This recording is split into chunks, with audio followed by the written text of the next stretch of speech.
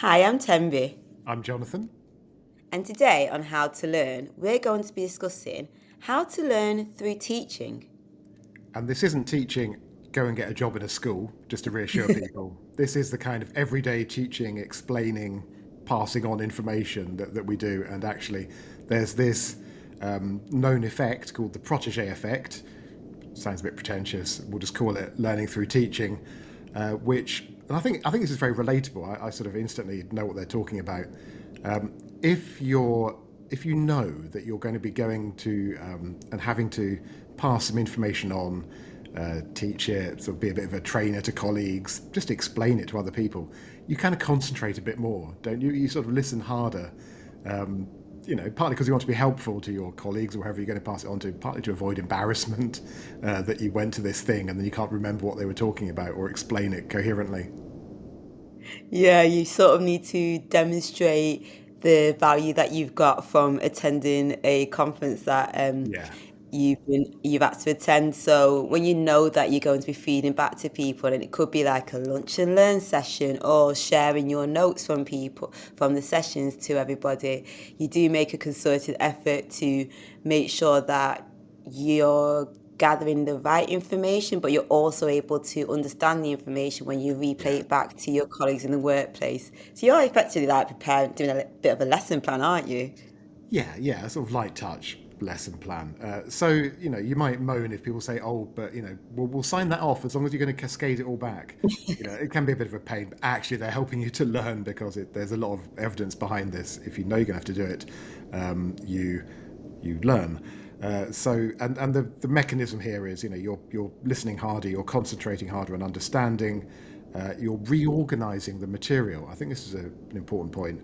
You're reorganizing it from the way you heard it into the way that you would explain it, which is not a sort of direct transition.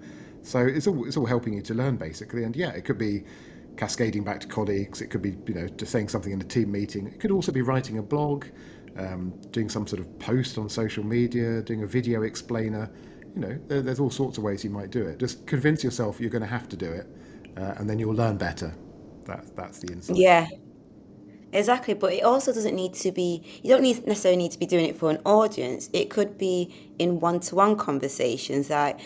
there's always somebody in the office that knows how to do something that's really good at, I don't know, doing Excel, or that's really good at doing something that not everybody knows in the office. And everyone's always saying, go to XYZ because they know how to do it.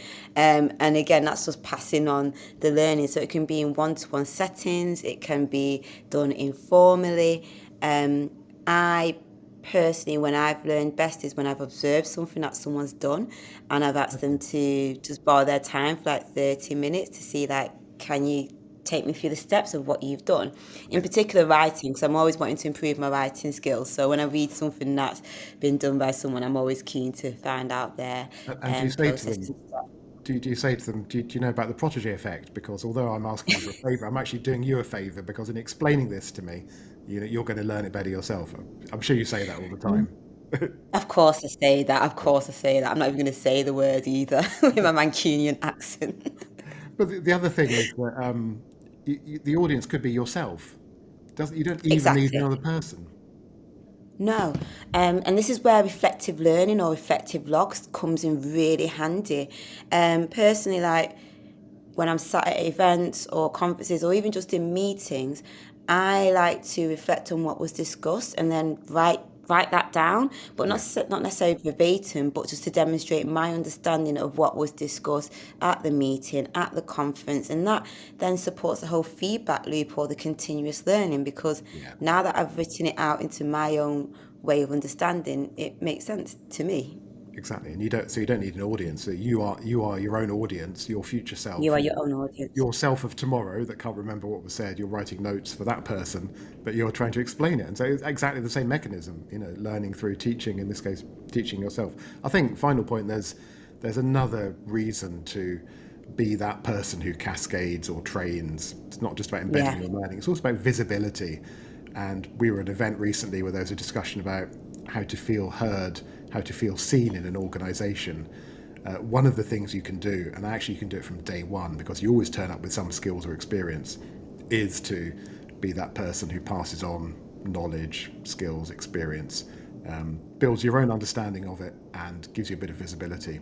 So why not raise your own profile through teaching, quote unquote?